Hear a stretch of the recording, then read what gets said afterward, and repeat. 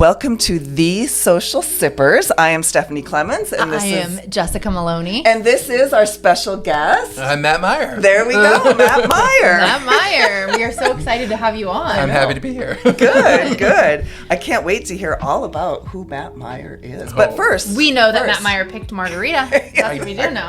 Exactly. We are The Social Sippers, so we're sipping margaritas. Some cucumber, lime, jalapeno margaritas. This is an amazing margarita. Oh, thank you. The cucumber? A little fresh. Yes. Yeah. To it. Delightful. Thank you. Tahini? Is, no, she doesn't. No. When it comes to alcohol, Sorry. no. Right out of the gate. We have like an ongoing thing, like if real estate goes to Yeah, we've got little backup plans. Yeah, we have like backup plans. And Stephanie being a bartender in some kind of truck or trailer is one of those plans. We were thinking about like a champagne truck or something like that. With extremes. So, book us now. That would be delightful. I would sign up for that. You know, like they always talk about the margarita and the taco truck instead of the ice cream truck. That would be kind of like what if we just rolled that bitch around? Right? Yeah. And then we could do this in conjunction with that. Oh, yeah. And then that'd just have be like fun. a little audience. Like, We could have it on bikes. Mobile too. studio. And it would be on a bicycle. Like a Who's pedicure. pedaling? Well, both of us would be pedaling. It would be dual. You know, it's terrible. Have you done those before? The Have you tandem done No, bike? but it would have to be like motorized bicycle. Because, you know. Just get a you car. Have to taste, Stephanie, get a car. but you have to taste the margaritas while you're handing them out. Yeah, You know that's what I'm fair. saying? Yeah, I did one of those. I guess I've got a son who can drive. You got a daughter that can drive. Okay, we're good. Oh, like a pedal? Like The pedal wagon. Yeah. Yes. I did it for a bachelor party. It was terrible. It's you have so the much one- work. You had the one that, so apparently there's like 3 different versions of them, and 2 of them have motors and 1 does not. Because I've done the one that does not, and yeah, like you're sweating It's not fun. because it's always You're hot. just working off everything that you're consuming. Yeah, your enjoyment But not kind in of a goes good down. way. Right, no. There's one seat that's like over the wheel, and I was like, I got that one. That's for me. You ran to it before anyone could get to it. After each stop too, so it's like Right. It said Matt seat on it. That's right. Reserved for Matt.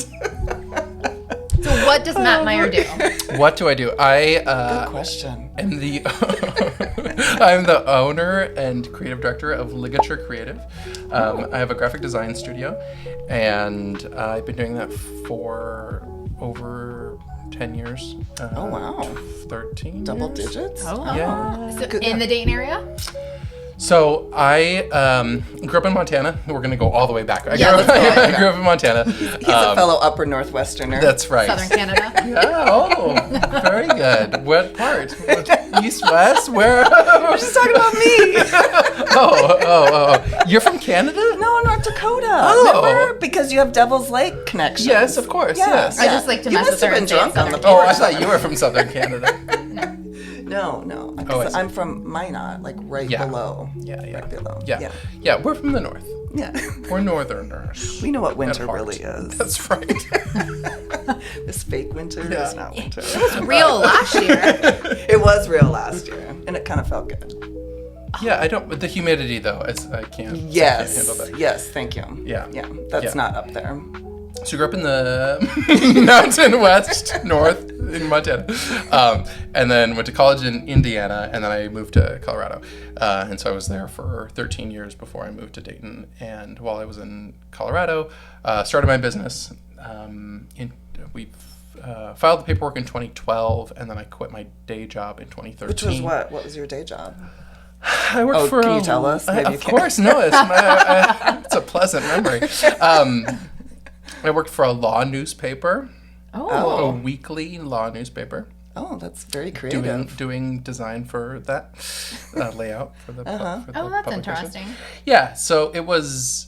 I did that for 3 years, and we kind of had the same like editorial calendar every year, and. How many awards can you give old white men? The answer is a lot every year, and Every year there was every something month. to give. So it was Quarterly for sure. It was or sure, monthly. it was a little repetitive, but it was my first job out of school, and I learned a lot from that experience. I worked with great people, and the weekly deadline, it's like the paper has to go out. So right. That's a good point. You better come up with something. Yep. It's gotta go. But on the whole time I was freelancing outside of the paper. And my background is in arts and culture. I grew up doing theater.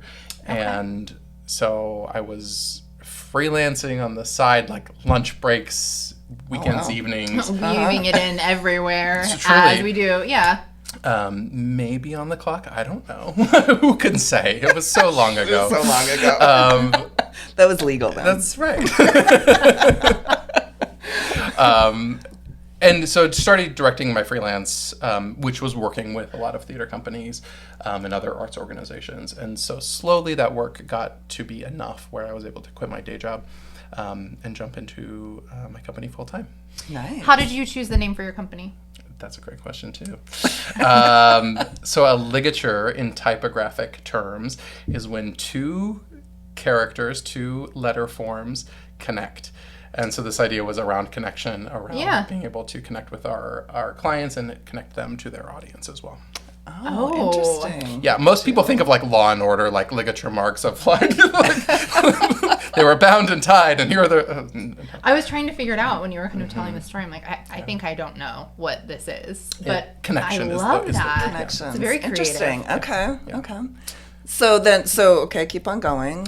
So then you started your company. And so what kind of work did you get when you were, what was your first Initially, big breakthrough, so to speak? Yeah. So I, when I was still at the paper, I was freelancing as a contractor for an agency based in California. And I kind of asked that creative director, I was like, hey, if I quit my job, like, do you have enough work to like kind of keep me afloat? And he's like, I can't guarantee anything, but like, yes, we like working with you, and like, yes, we can try to find more opportunities. So that was a nice cushion. And then when I had first graduated college, I worked at the Williamstown Theater Festival as a print and graphics assistant. And so our department was in charge of like all of the programs, all of the ads, kind of everything that went out for publicity and marketing for the festival. And so I did that in 2009, and then in 2013, yeah, that's I have a weird brain. So in 2013, they had asked me to come back and be the manager of that department because it's a seasonal contract. They don't have full-time. They do have a full-time staff, and they go from a full-time staff of like 10 year-round to like 300 during the summer. Okay. So they were staffing out the whole position, and they didn't have anyone for that role.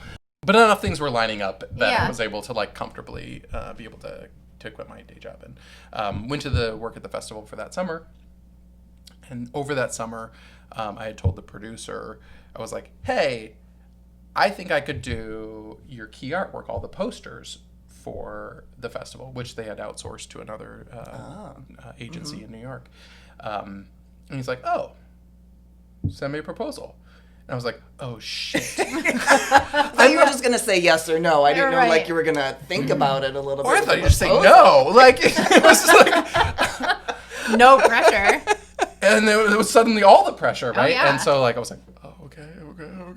So I sent him a proposal, and they hired us, and we're like, okay, how does this work? And he's like, you tell us. And we're like, oh no. Like, I think I just got my first business. Right? So that was one of our first Opportunity. contracts. Yeah. So we did their season artwork, brochure. We also did a website for them at the time, which was another large contract. And then I had a business partner at the time. And through one of his connections, we did a website for a woman in Canada who had like a nutrition course online. So we had these 3 like fairly decent contracts, and that allowed Jeff to quit his job at the time.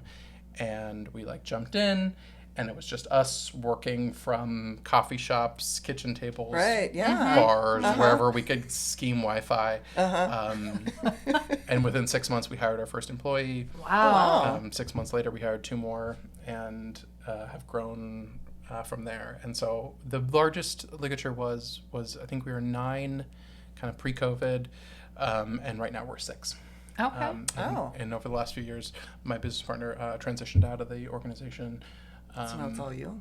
So now it's all me. Oh, look at you. Have you felt any impact from like AI in your industry?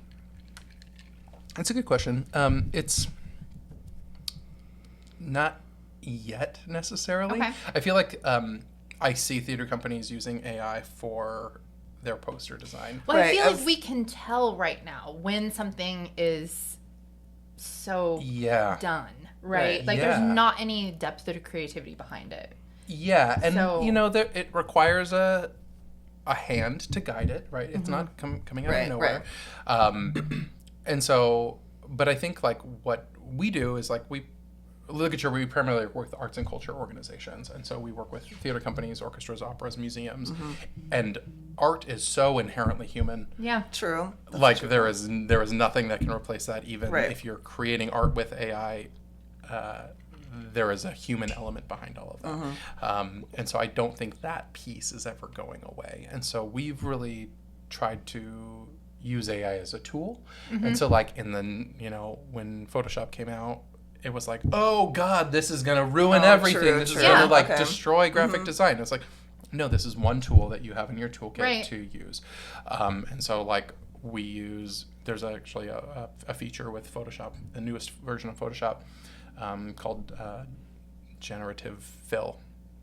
And so essentially, if we have a headshot of you, but we need the room to be a little bit bigger because there's not enough space, we can kind of expand the canvas realistically, and it doesn't change the integrity of the image, right? This piece is still intact. Right. We're just adding a little bit more white space so that we can add in some text or, blend that out a little bit more realistically. Yeah. Okay. So we've used it a lot in that way. I use it as a tool because my team's fully remote now. And so just as like a writing tool where I'm like, can you proofread this? This proposal's due in 10 minutes. Like, so, there's different ways that I've tried to integrate it into my daily process that still feels authentic and important to Right.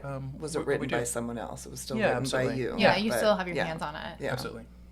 Not Mr. Chat. Right. Yeah, no. So you've got contracts all over the place then, all over the U.S., or do you go globally? Like what's? A little bit globally. We have clients in Canada, and one of our clients in Canada had like property in Brazil. So like, I don't know, technically we're, Sure. we'll count it. Western Hemisphere, right? We're international. Primarily states, but coast to coast. We have clients in California, a lot still in Colorado. Have you done anything locally, like that we would recognize? Yeah, so in Dayton, we work with the Dayton Performing Arts Alliance, which is the Dayton Opera Philharmonic and Ballet. So we do a lot of their campaign marketing, and so if you drive down 2nd Street in front of the Arts Garage, we did their mural for the season. That kind of gives some details on the season. And so that's probably like maybe the most visible component that you would see. So you locally. you did the murals also? Or okay, so then you like produce those, So right? Or it's still all like design based, and so Okay. like we're working with a local vendor to Okay. print vinyls, and then Sure. they install it on the. okay, so you're not doing the installing; you're telling someone else to do that. I am, yeah. Good. I'm a He's not up director, there Stephanie. sweating it out. Yeah. Is that even? I would. I mean, I have nothing opposed to that. I just don't know how. But give me a squeegee and I'm there. Oh, funny.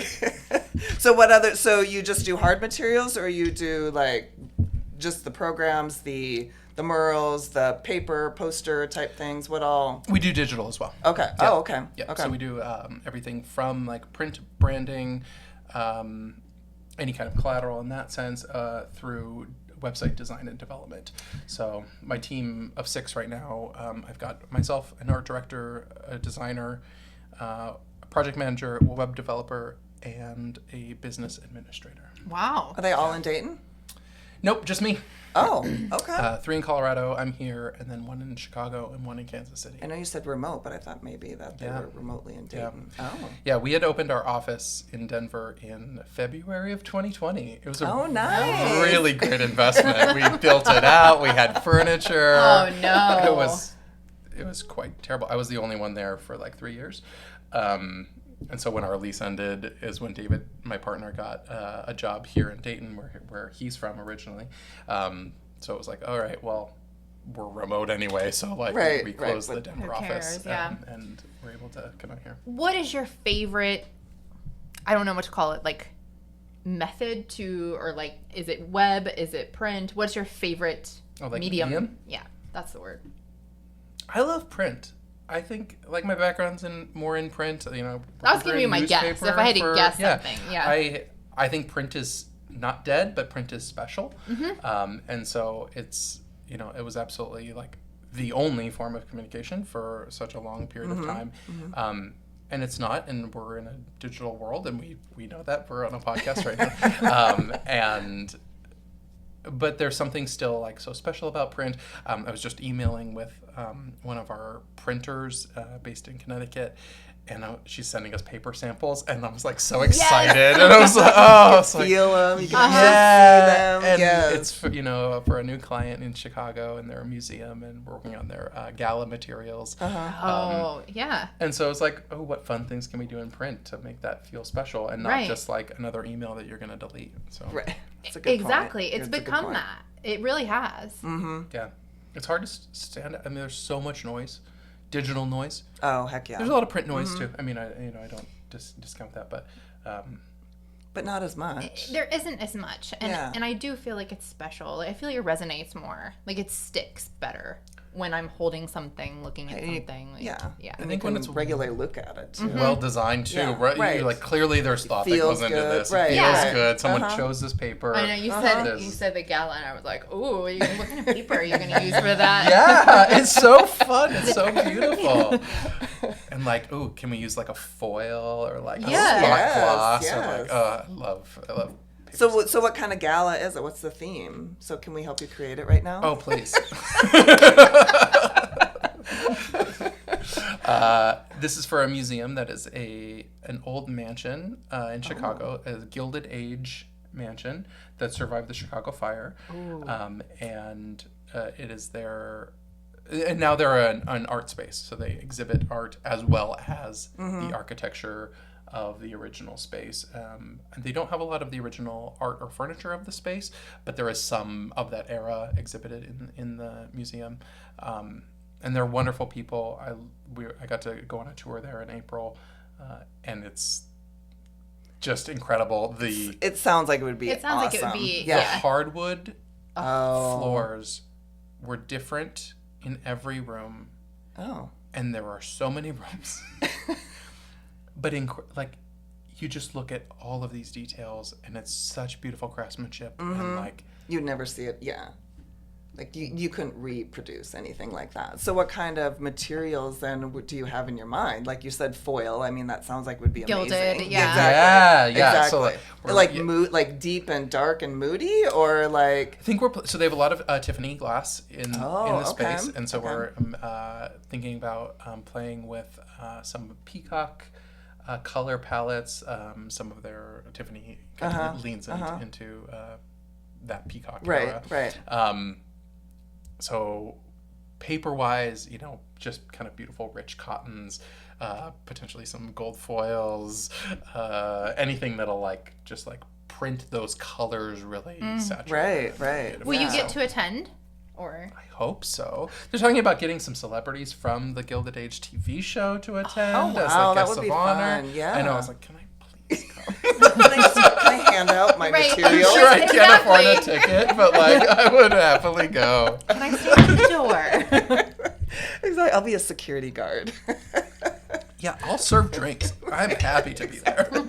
I'll do whatever you need. So do you usually visit the location? So if you're doing a special event like that, do you get the opportunity to go get a feel for the space and that sort of thing to kind of understand what they're looking for? Yeah, I love being able to do that. It's not always the case. We've worked with an arts center in California for a number of years now, and I have You've not never been there? No, never set foot in that. Wow. I love them all so much, and I'm like, I just want to see you in person. Right. How tall are you? What do you look like from here down? Right. But I'd say most of our other clients we've met in person at least, yeah. So is your business mostly like corporate based? Like I know you said it's cultural and arts based, but are they bigger or smaller or? Kind of all over the place, I'd say. Okay. So we work with some like community theaters that have like, teeny tiny budgets, and then we work with huge Tony Award winning theater festivals. And so it's a nice mix of types of organizations. Their needs are different, but like it falls to the same problem, is one more fulfilling than the other? No. I think sometimes for some of the smaller organizations, maybe if their budget's more limited, we limit maybe the number of revisions or the number of concepts that they're able to like review. Right? But everyone still gets their hands on it. Like you still use the same amount of people. Like the budget is smaller. Do you say, okay, no, like Betty Sue and Tommy Bob are over here. They're going to work on that, but we're not going to work on that because we cost more, or so to speak. I try to not delineate staff in terms of like what their value is, because I think everyone contributes equally in different ways. So our goal with Ligature is to get everyone actually to the same salary. Right. I guess I didn't mean in that respect, but just like the number of hands on the project itself. Like if it's a smaller budget, we can only afford 2 hands on this. But then if it's, something like a gala, then we're all hands on deck. Yeah, it's maybe more comes down to like hours. And so sometimes it'll be, okay, if you want to see multiple concepts, like I'll do a concept, my art director will do a concept, and maybe our junior designer will do a concept. Or each of us do 2, and then we kind of throw them together, and we're like, okay, let's pick 4 of these 6 ideas. So from a creative perspective, even a small community theater, when they come to you, they're getting something very comprehensive. Yeah, very much so. And in that sense, what's actually kind of fun about some of those projects is we get to do a little bit more of what we want to do. You kind of lit up. I think that's where you were headed. Yeah. Talking about this part. We work with the Dayton Theater Guild, and I do that project pro bono for them. And so, a full season of artwork, a brochure for them. And it's like one of my favorite seasons that I've done. I think it like turned out really beautifully. And it's fulfilling because like they really appreciate having the professional touch. Yeah. And it's fun for us to kind of explore, and the joke is always like you present like 3 concepts to the client, and slide them across there's one that's your favorite, and they pick your least favorite, right? It's just like, are you sure? Yeah. Are you really sure?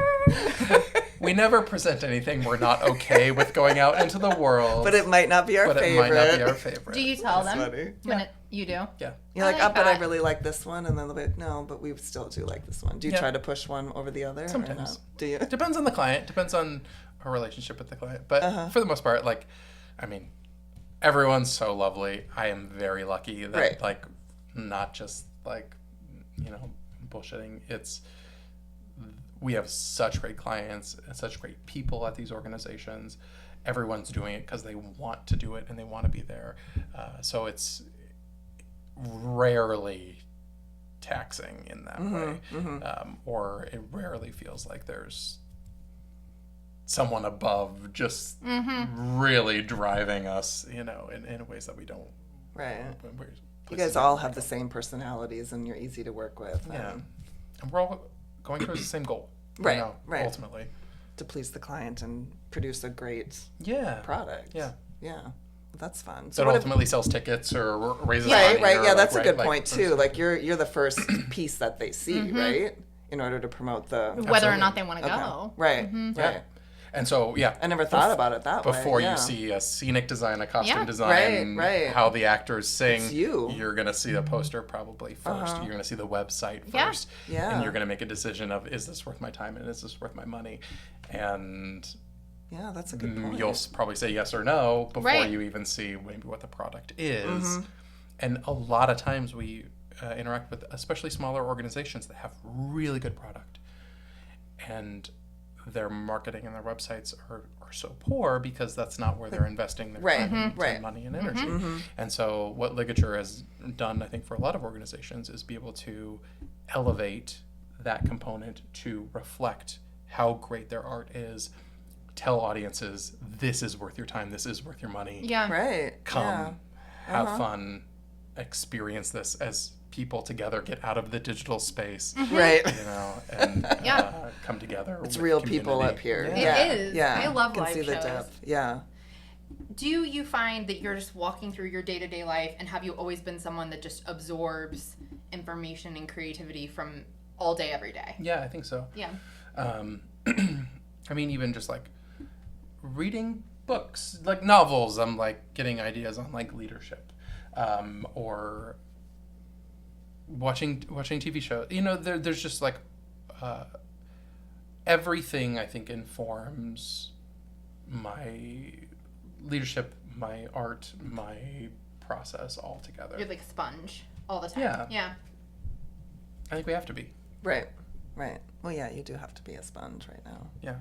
Yeah. It's But all so, coming at you so fast right now, Right. I think, too. But to be able to turn it into something creative is like next level. Yeah. Well, it comes down to listening, I think, and you know, being empathetic, I think, in part of that as well.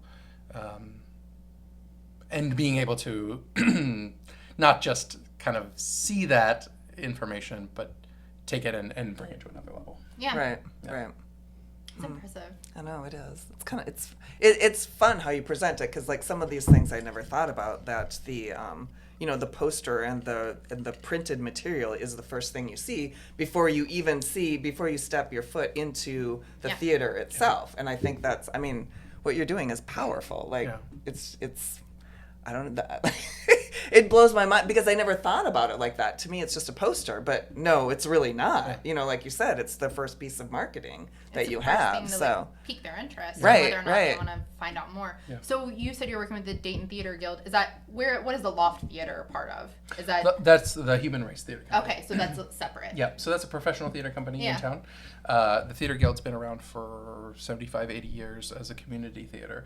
And so it's all volunteer organization. It's been running as volunteer since the beginning of time. And Where do they perform? They perform in a space on Wayne Avenue across the street from Wheat Penny. Okay. Yeah. It's an old gymnasium or boxing club, maybe, is the space. Okay. And they purchased that space maybe in 20...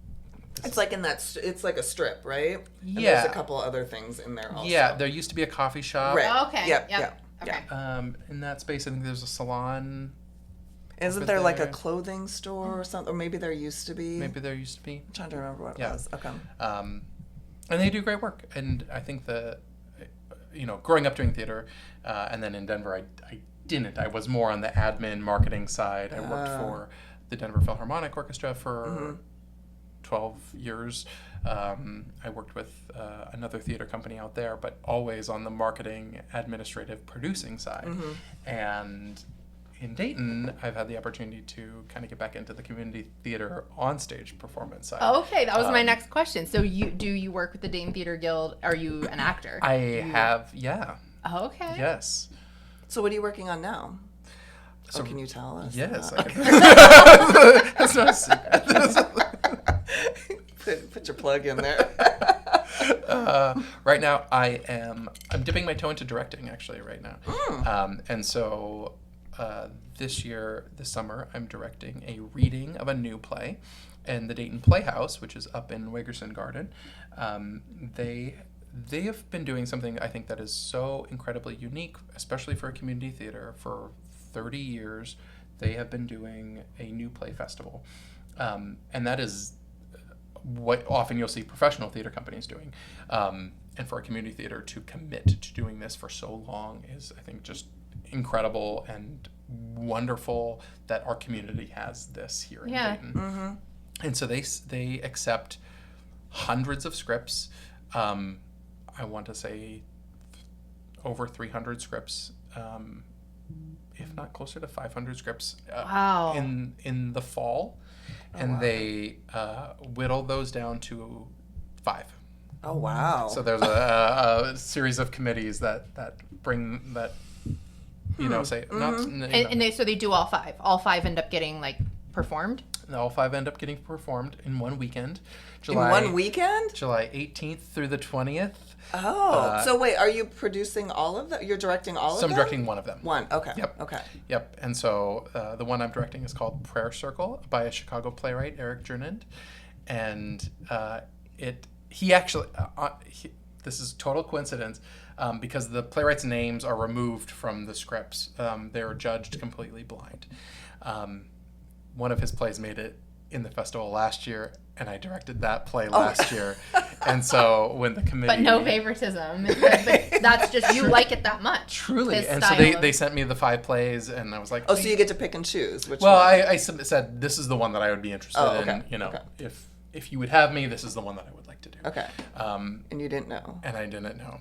Wow. And Eric came to town last year. He's coming back to town this year. Oh, that'll be fun. And so yeah, this one is a dark satire comedy. It's very funny. It's very heavy. It's all of the things that you'll laugh, you'll cry. About a small country church. 5 people that have discovered that one of their members, their prayers are answered, but only their dark prayers. Oh, okay. Oh. So what do you do with that? Right? So it's okay. July 20th, 3 p.m. I think I might be interested. I don't know. in July seeing 20. these. What day is that? It's a Sunday. Yeah, we're the final performance of the weekend. Oh. Yeah. Save So the best for last. there's 1 Friday, 2 Saturday, 2 Sunday. Okay. Yep. Okay. Yep. So that's my next project, and then I'm going to audition for some shows in the fall. We'll see what happens, and then I'm directing again a main stage production in the spring at the Dayton Playhouse of Tennessee Williams' The Glass Menagerie. Oh. Yeah. Getting big time on us. I guess so. That was my meeting, actually. I was meeting with the costume designer before this. You've got a lot going on. I've got a lot going on. Busy guy. That's right. I love it. Keeps them out of trouble. It really does. So does your partner do any theater alongside? Or Yeah, okay. yeah. He's a performer as well. And his degree's in film, but he, same as me, grew up doing theater in the Dayton community. And since we moved back, he's also gotten back involved. And so he's mostly done musicals at the Beaver Creek Community Theater. Okay. Is where he's performed. So. It's funny. Yeah, his last role was in Reefer Madness. He played a gangster, and he also played Jesus. Oh, wow, okay. So In the same one? Same one. Oh, okay. Oh. Yeah. Huh. He had a great wig. He had the abs. It was great. Everyone loved it. The gangster or for Jesus? For Jesus. Jesus. You know Jesus had a 6-pack. I guess that wasn't my Jesus that I was thinking of. Did Jesus not have a 6-pack in North Dakota? He had a robe on. Oh. I knew he was ripped underneath the robe. Yeah. Doing all the carpentry and fishing, walking all the time. Buddy. I know. I figured the walking. Yeah. Eating lean. Come on. Just protein. Right. Yeah. Well, that wine. Walking it off. Yeah.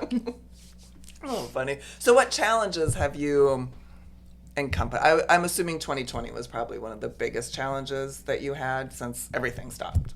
Yeah. Yeah. I mean, we work with so many arts organizations who can't, Right. they had no income. Mm-hmm. Right. All of their revenue streams dried up, and we definitely felt the ripple effect of that.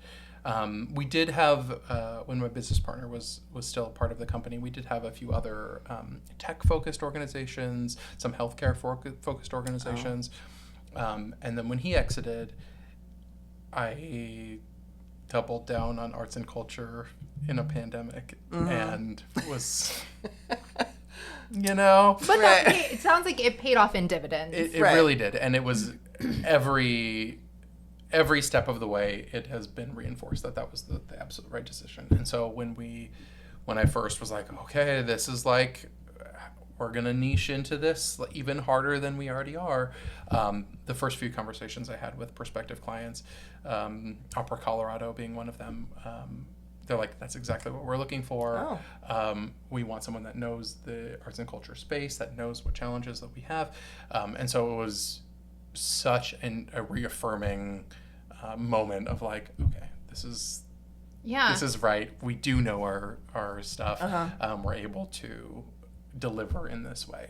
And so we redid our website last year and really refocused on this niche.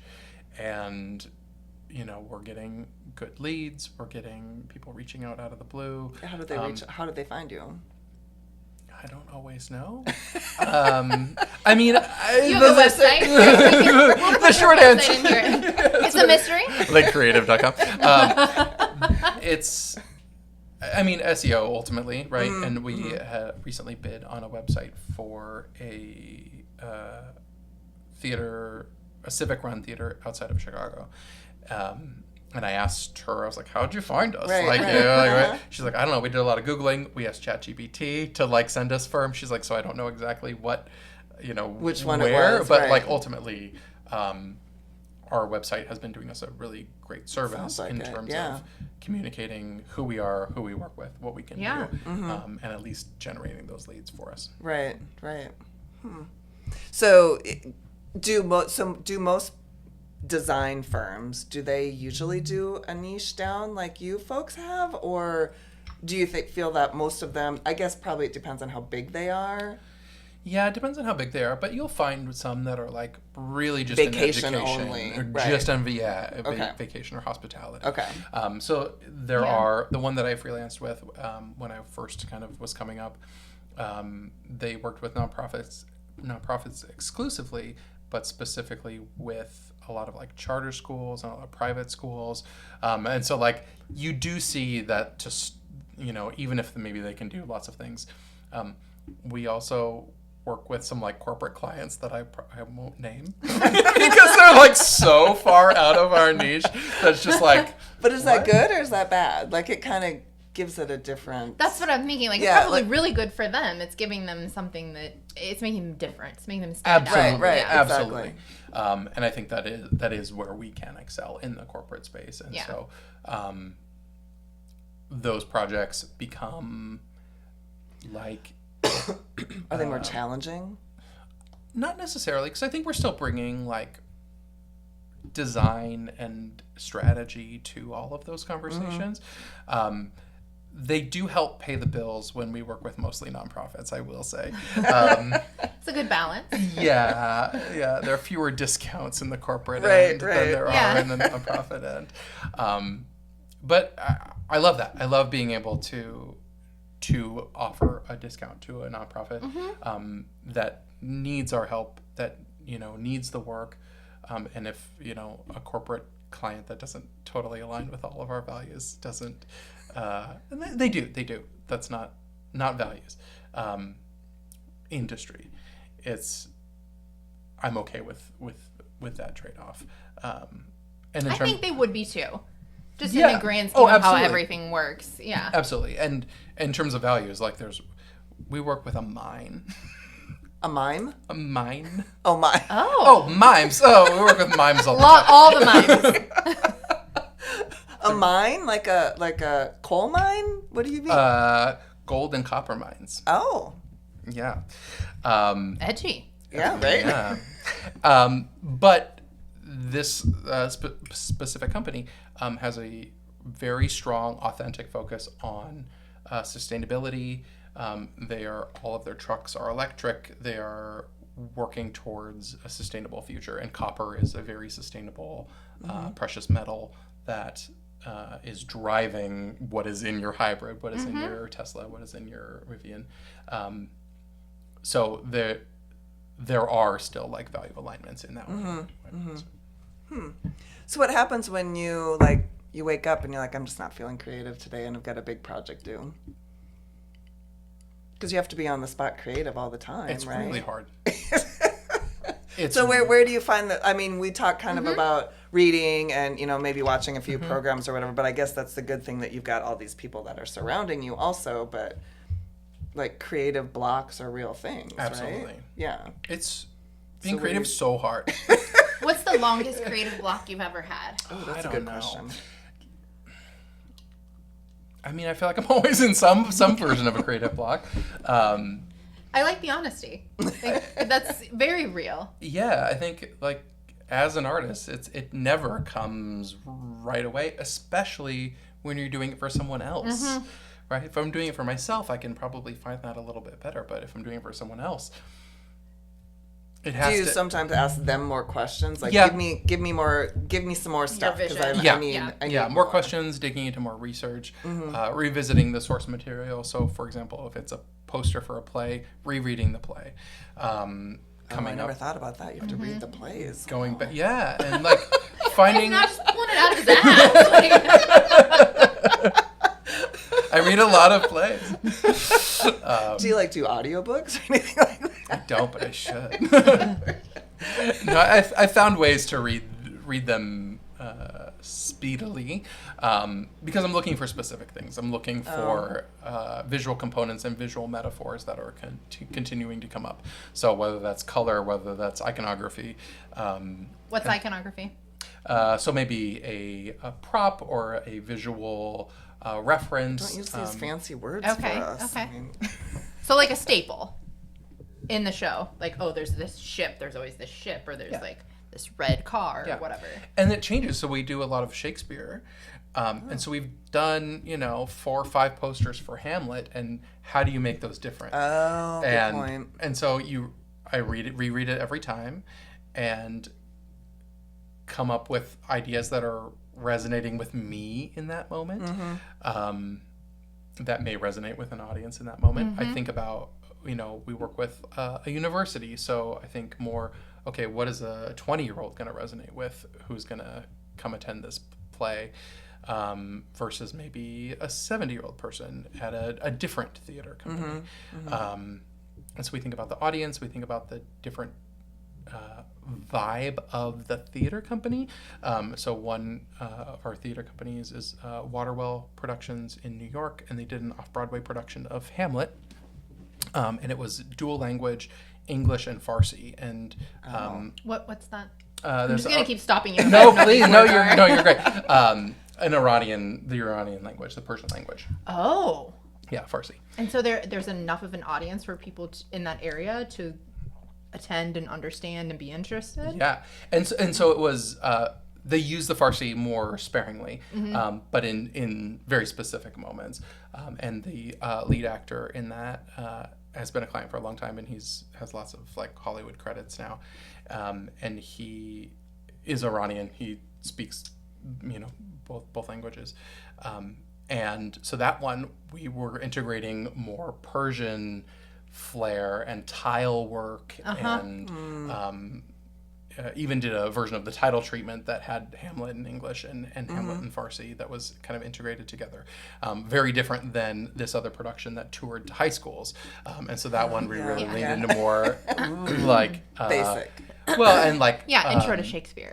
Yeah, absolutely, right? And what's a 16-year-old going to take away from this? Maybe someone different than someone in downtown New York. Interesting. Yeah. So it's always a challenge, but the company, the audience, the productions, we get to talk to directors.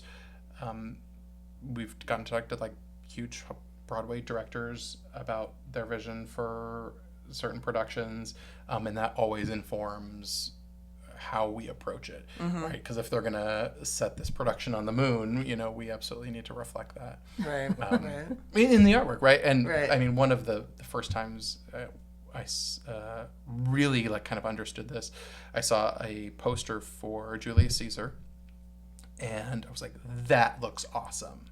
That looks like a cool production. And I went and there was no connection to what the production was. Right.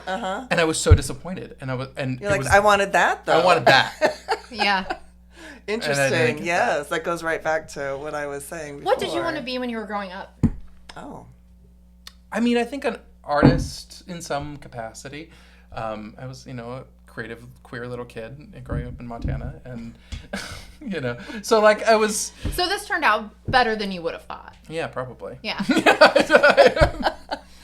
All kidding aside, this it sounds like this has gone further than what you would have imagined. Yeah, I don't think I ever imagined owning a company. I don't think I ever imagined managing a staff.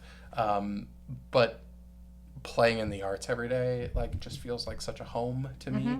And so, like, even in this kind of adjacent way where I had wanted to go to school to be an actor, and I was rejected from all these acting schools. And so I was like, well, I like doing this design, because I was doing design work for my high school theater and like the community theaters in my hometown. So I was like, well, I might as well go down this art track and kind of keep this theater as a stay in the world. Right. And it's been so fulfilling and so wonderful for everything that we do. You have to merge those things together. That's really beautiful. Yeah, it's really fun. Yeah. But there's never a dull day. Like, it's truly like... I'm sure if it's not doing this, you're doing this. Yeah. So, yeah. So how do you shut yourself off? Like, how do you, like...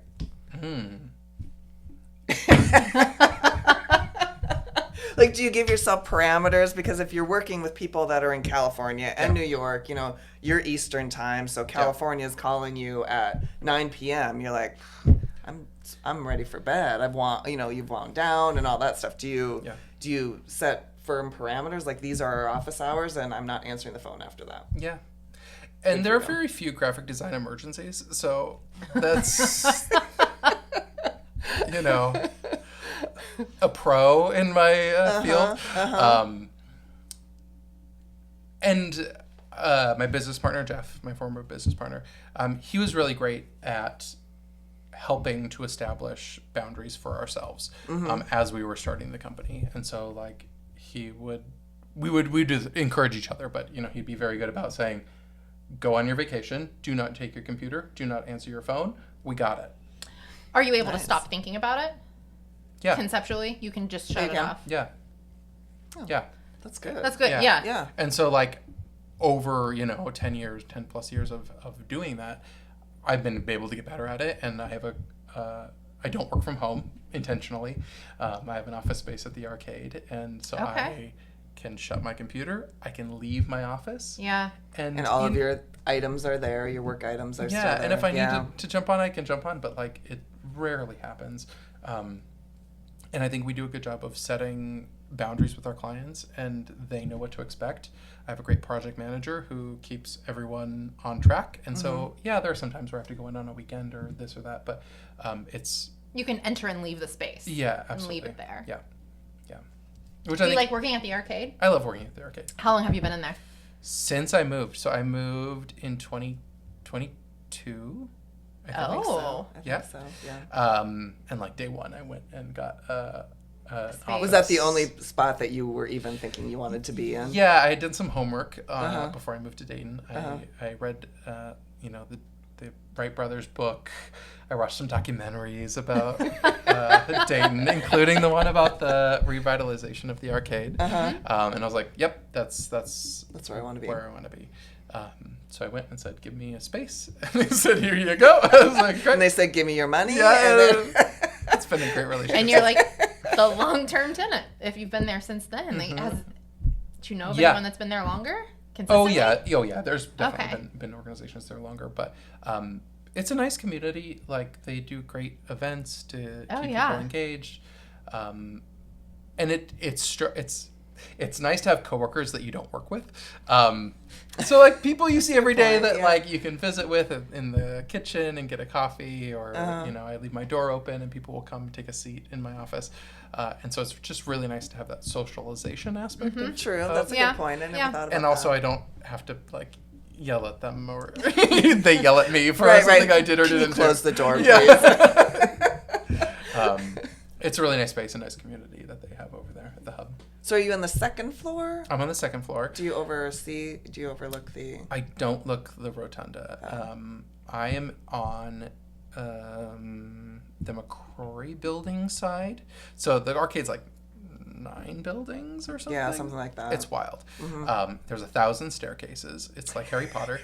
And they move. The right No one knows where they're going. My office is like literally in the kitchen. I couldn't be more in the kitchen if I tried. And it's glass walls. And so I see everyone coming up or like having lunch or having parties or like Did you ask looking for lost. that space? That seems to be... They had 2 spots available. One in the kitchen and one in like the far corner. And I was like, You're like, I oh, just moved. yeah. I don't know anyone here. Right, Yeah. right. If I go to the corner, You'll never I'll come out. never Right. come out. Right. So the kitchen was it. And so I'm on display a lot. So my desk is very clean. I would think that that's kind of rare for someone in the creative field. It is. I'll tell you, it Oh, is. that's funny. Well, that's good. I mean, no, that's fun that you're in the arcade, and especially now because you're watching it. Oh my gosh, it's grow and develop. blossoming. Yeah. It's like really that. cool. Yeah. The hotel just opened. I know. Did you get a tour of it? I got a tour maybe like a year ago when they were still under construction, and it was really cool to see kind of the seeds of what it Oh yeah. has What it become. was. We were there at Christmas, and we didn't quite really. We walked to that point and then saw some of the Right, because renderings. they had it closed Yeah. off. Yeah. But it's, I don't know, that whole space just amazes me. It's incredible. Yeah. And they've done such a great job on the renovation. And just keeping it still so authentic, and the rotunda is still, so to speak, the same. I mean, I don't know. Were you there in the 90s or not? My mom told me that we went when I was in middle school to, like, they had the Christmas thing that we've been going to. She said we went. I don't remember it. But apparently I did go. Yeah. Hmm. I have no recollection. Because it was just another thing with Mom. It was just, at that point it would have been, she's dragging me to this, that, and the other at Christmas Right, time. right. And it wasn't special. So not It's so interested. special now. So we've been going for the last couple of years. Yeah, it's cool. and I love it. Christmas shop. Yeah, that is fun. They are doing a great job with events and stuff like that. Yeah. Yeah, so little piece of history. It is. And Dayton has such great history, which is nice to plug into with the move. Yeah. No. So, what other questions do we have for Mr. Matt? I think you've answered a lot of even my off the wall questions where I'm just like, you're talking, I'm like, I want to know the answer to this. Like, what did he want to be? Wait, what does that word mean? Like, thanks for being patient with all of my questions. I love questions. This margarita is great. I can sit here for hours. And you said you only had 10 minutes worth of I thought you would kick me off. Do you know what after time 10 it is? minutes. Do you know what time it is? You'll be surprised. Tell me. 7:02. Well, I got here late, so. You guys are 6:02. Yeah. So it's been an hour. Almost been an an hour. hour. Yeah. Yeah. That So was take quite that. a flop. Thank you. Exactly. So take that. All right. Well, that's so All right. We'll wrap it up.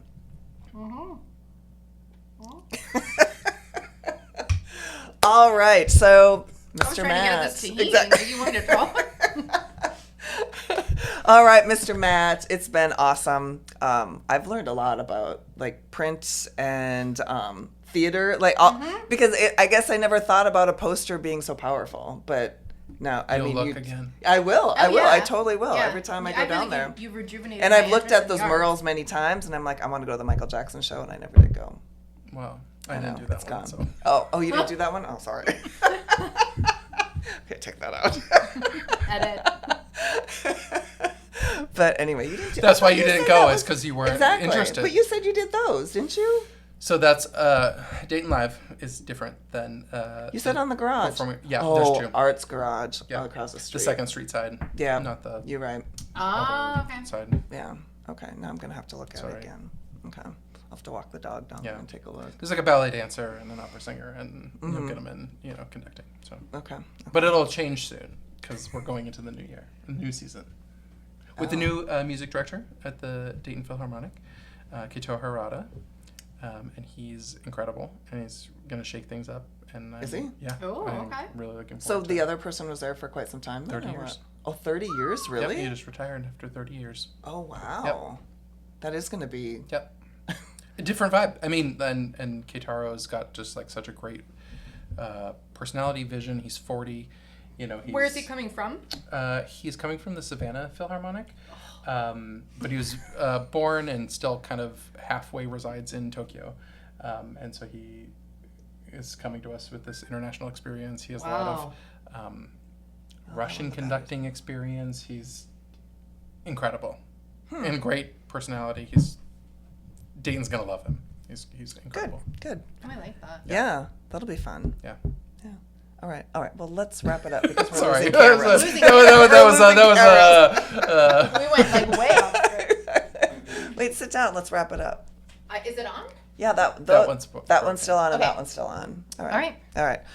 There you have it. These Social Sippers. This episode with Mr. Matt Meier. We will put their website information in the comments. Like, subscribe, and we'll see you guys next time. All right. Sounds great. See Thank ya. you. Thank you for having me.